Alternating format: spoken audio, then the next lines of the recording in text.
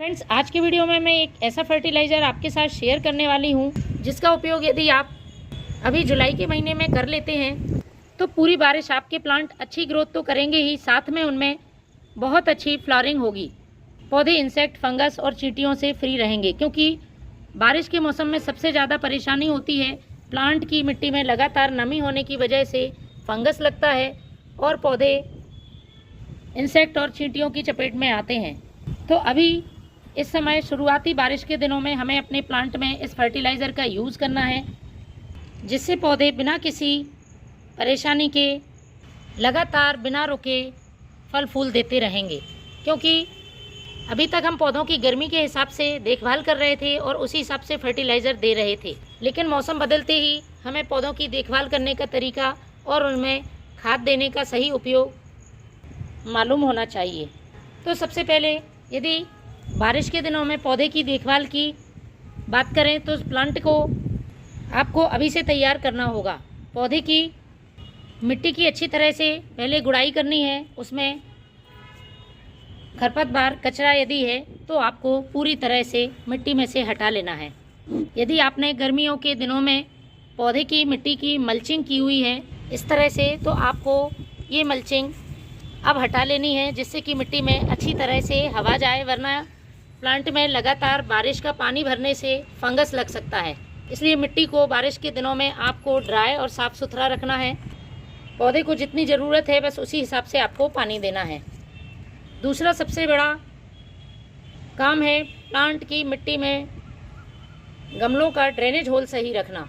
यदि drainage whole सही नहीं होगा तो बारिश का पानी ठीक तरह से गमले में से निकलेगा नहीं और प्लांट की जड़ें खराब होने लगेंगी। तो इस बात का भी आपको ध्यान रखना है। फर्टिलाइज़र डालने के पहले आपको अपने प्लांट में से सूखे हुए फूल, खराब होती हुई टहनियाँ, पीली पड़ती हुई पत्तियाँ सभी को हटा लेना है। ये आप मोगरा का पौधा देख रहे हैं और इसमें फूलों का साइज़ देखिए कितना बड़ा फूल खिलकर आ रहा है।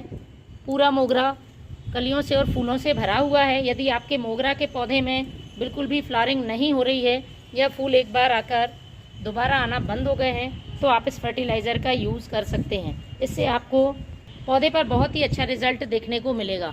बहुत से लोगों की समस्या होती है, मोगरा के पौधे में कलियां फूल बनने से पहले ही गिर जाती हैं या पूरी तरह से खिल नहीं पाती हैं। तो आप इस फर्टिलाइज़र का इस्तेमाल करके देखें, प्लांट की ये समस्या भी दूर होगी। ये जो मैं फर्टिलाइज़र बताने वाली हूँ सभी पौधों के लिए समान रूप से उपयोगी है। तो फर्टिलाइज़र का यूज़ करने के लिए सबसे पहले हम साइड से मिट्टी हटा लेते हैं, स्टेम से दूर। एक दिन पहले आप गुड़ाई करके प्लांट की मिट्टी को यूं ही छोड़ दें। अच्छी तरह से मिट्टी उलट पुलट करने के बाद जब आप खाद का यूज़ अपने प्लांट पर करते हैं तो जड़ें बहुत तेज़ी से अवशोषित करती हैं। जड़ों को पर्याप्त मात्रा में पोषण मिलता है और पौधा तेज़ी से ग्रोथ करने लगता है। तो सबसे पहले हमें यूज़ करना है, यदि आपके प्लांट की ग्रोथ रुकी हुई है, ये पुराने गोबर का खाद। पुराने गोबर का खाद पौधों के लिए एक संपूर्ण खाद होता है। बस इस बात का ध्यान रखें, गोबर का खाद पुराना ही होना चाहिए और आपको सुबह या शाम में इसका यूज़ करना है। यदि आपके यहाँ बहुत तेज़ धूप हो रही है तो आप दोपहर की तेज़ धूप में इस फर्टिलाइज़र का यूज़ ना करें। पुराने गोबर का खाद नाइट्रोजन से भरपूर होता है, प्लांट की नई ग्रोथ में ज़बरदस्त तरीके से फ़ायदा पहुंचाता है। मोगरा के लिए तो ये किसी वरदान से कम नहीं है। मोगरा के पौधे में आप महीने में एक बार पुराने गोबर का खाद ज़रूर यूज़ करें। दूसरी चीज़ जो मैं यूज़ करूँगी ये है हल्दी पाउडर। फ्रेंड्स, मिट्टी से इंसेक्ट, चींटियाँ, फंगस दूर करने के लिए हल्दी पाउडर एक बहुत ही आसान सा तरीका है, क्योंकि ये हल्दी हमारे घर में बहुत ही आसानी से उपलब्ध हो जाती है। तो पॉट की साइज़ के हिसाब से आधा से एक छोटा चम्मच आप हल्दी पाउडर मिट्टी में मिला सकते हैं। यदि आप नर्सरी से कोई प्लांट लाए हैं और लगा रहे हैं तो आप जब सॉइल मीडिया तैयार करते हैं उसमें भी आप आधा से एक छोटा चम्मच हल्दी पाउडर ज़रूर मिला लें। इससे चींटियाँ बिल्कुल भी नहीं होंगी और पौधे में इंसेक्ट, फंगस भी खत्म होंगी। तीसरी चीज़, प्लांट में पोषण तो देगी ही, साथ में प्लांट की मिट्टी को एसिडिक करने का काम करेगी। तो ये है एक छोटा चम्मच फ्रेश चाय पत्ती का। आपके पास यूज़ की हुई चाय पत्ती है तो 2 छोटा चम्मच आप यूज़ की हुई चाय पत्ती ले सकते हैं। बस अच्छी तरह से धोकर सुखाई गई हो। बारिश के दिनों में आप फ्रेश चाय पत्ती का ही इस्तेमाल करें तो बेहतर है, क्योंकि यदि यूज़ की हुई चाय पत्ती अच्छी तरह से सूखी या धोई हुई नहीं होगी तो प्लांट की मिट्टी में फंगस लगा देगी। तो मैंने फ्रेश चाय पत्ती का ही यूज़ किया है। इसके बाद हम यूज़ करेंगे ये सूखे हुए केले के छिलके का पाउडर। पोटेशियम से भरपूर होता है और पौधे में फूल खिलाने में काफ़ी मदद करता है। यदि आपके प्लांट में एक बार फूल आना बंद हो गए हैं तो आप इसका इस्तेमाल ज़रूर करें। 1 छोटा चम्मच मैंने केले के छिलके का पाउडर लिया हुआ है। आपको ऑनलाइन आसानी से मिल जाएगा और आप घर में भी तैयार कर सकते हैं।